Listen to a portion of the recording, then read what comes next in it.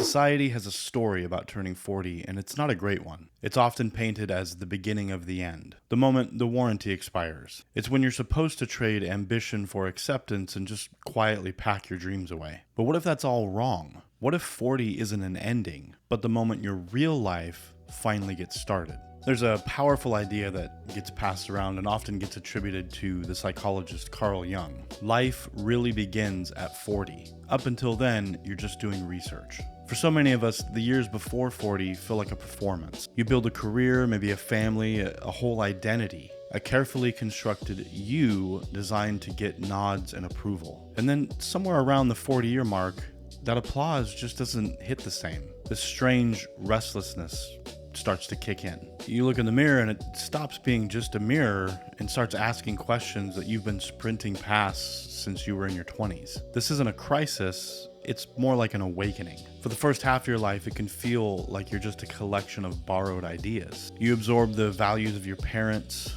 the expectations of your teachers, and maybe even the ambitions of your friends. You build an identity, an ego, a kind of social avatar. Jung called this the persona, the mask that we present to the world. And it's not a bad thing.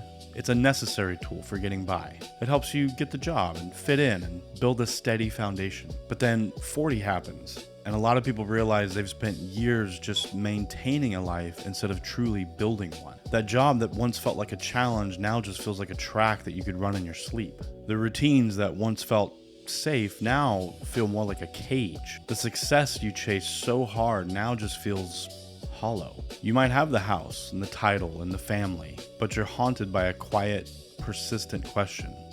Is this it? This is when you start seeing the pattern. People who haven't been in the gym for a long time suddenly start taking their health seriously. They clean up their diet, not for a beach body, but for lasting energy. They cut back on booze and pointless social events. Not out of boredom, but to reclaim their time and their mental clarity. They rethink jobs and relationships and simplify their lives. From the outside, it might look like chaos, but from the inside, it's a reckoning. It's the slow, uncomfortable realization that the rule book that got you this far might not get you through the rest of life. So what is it about our late 30s and 40s that triggers this deep internal audit? It's a collision of a few unavoidable truths. First, your health becomes way harder to ignore. In your 20s, you could run on 3 hours of sleep and junk food. Your body was very forgiving.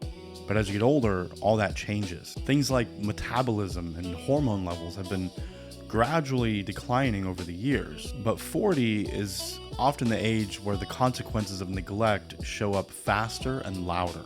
Aches and pains aren't just abstract concepts anymore. That stiffness in your back or the stubborn belly fat becomes a constant low-grade signal that your physical time is a finite resource. Your body starts sending memos that you can no longer just toss in the trash. Second, the calendar gets real. The awareness of your mortality shifts from a philosophical idea to a practical reality. You start to feel certain windows closing for a career change or starting that business, for getting into the best shape of your life. This isn't about panic, it's about urgency. It's the feeling that if you're ever going to make a change, the time is now. And third, your identity starts to crack. The roles you've played, provider, employee, partner, the good one, can begin to feel ill-fitting. You've spent so long being what other people needed you to be that you may have lost track of who you actually are. And this feeling is at the heart of the midlife shift. It's a transition from a life defined by outside approval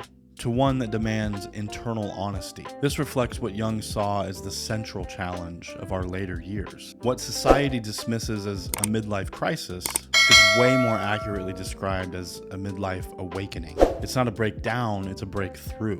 According to Jung, the main job of the first half of life is to build a strong ego and find your place in the world. The job of the second half of the life is something else entirely. Individuation. Individuation is just a fancy word for the process of becoming more fully yourself. It's about stripping away the fake layers you've built up and integrating the parts of you that you've ignored or hidden away. It's the journey from who does the world want me to be to who am I really?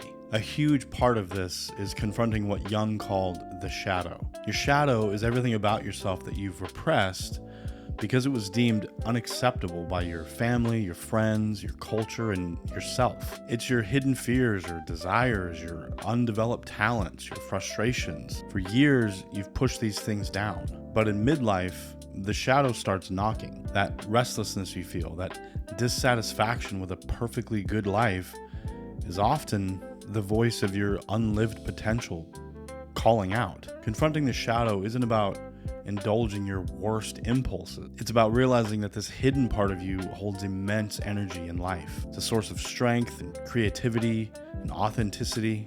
A popular saying that summarizes Jung's thought, although it's likely a paraphrase, is, "Until you make the unconscious conscious, it will direct your life and you will call it fate." The midlife awakening is the moment you decide to stop calling it fate and start making your own choices. This internal shift, this awakening, often shows up as an external transformation. The person who suddenly starts training for a marathon at 45 isn't just running from their age, they're running toward a new sense of discipline. They're taking ownership of their physical self in a way they never have before. The person who walks away from a prestigious yet soul-crushing career isn't just being irresponsible, they're choosing meaning over status. They're redefining success on their own terms. The person who cleans up their social circle and spends more time on a personal project isn't being antisocial.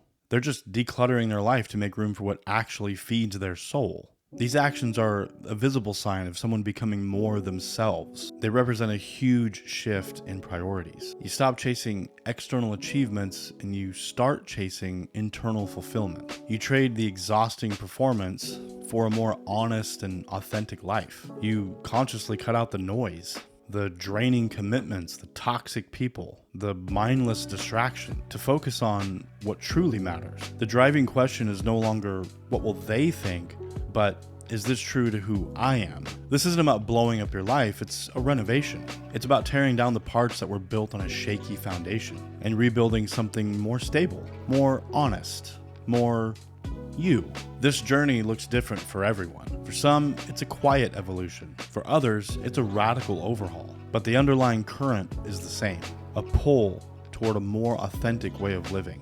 If this hits home for you, share your own reboot story in the comments. What changes did you make when you realized the old script just no longer fit?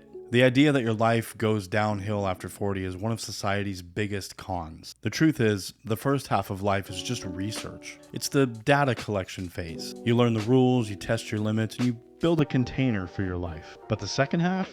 That's when you actually get to live. It's when you take all that research and apply it with wisdom and intention. It's a shift from breadth to depth. It's less about adding more to your life and more about inhabiting the life you have more fully. This isn't a crisis to be afraid of, but an invitation to be embraced. It's the moment you stop auditioning for a part and realize that you're the director of the story. You aren't broken or finished. You are finally ready to begin. Life doesn't end at 40. That's just when the research phase ends and the real project begins.